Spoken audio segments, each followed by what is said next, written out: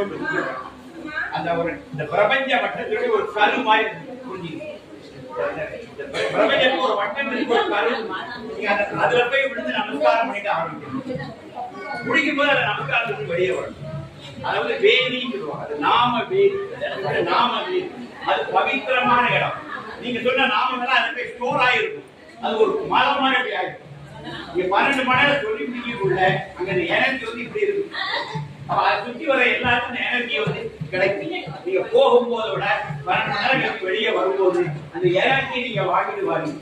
இது வந்து உங்களுக்கு இதே சூக்ஷ்மமா இல்லை, தூரமா கண்டு தெரியாது, சூக்ஷ்மமா அந்த எனர்ஜி நீங்க சொல்ல சொல்ல சொல்ல சொல்ல சொல்ல அப்படியே. ஏன் காலையில இருந்தே ஒரு இடத்துல பூ போட்டே வாங்க, காலையில இருந்தே ஒரு பூவை தூக்கிட்டே வாங்க. ஒரு 12 மணி நேரத்துல ஒரு மழை வந்துடாத. நான் உங்ககிட்ட ஒரு கூட பூ தாரேன். நீங்க காலையில இருந்தே ஓ நம சிவாய ஓம் யோகி ராம் சுத்தமான ஒரு பூவை போடுது. 12 மணி நேரம் போட்டு அந்த இடத்துல ஒரு மழை வந்துடுமா?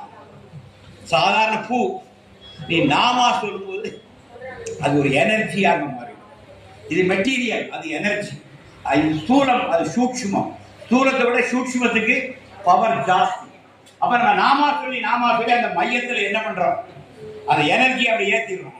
அந்த இடத்துல ஒரு பெரிய ஒரு குன்று மாதிரி, திருவண்ணாமலை மாதிரி அந்த பவர் அங்கே இருக்கும். எனவே அதைத்தான் சுத்தி வரும். நீங்க மனசுல அதை பாவனை பண்ணிக்கணும்.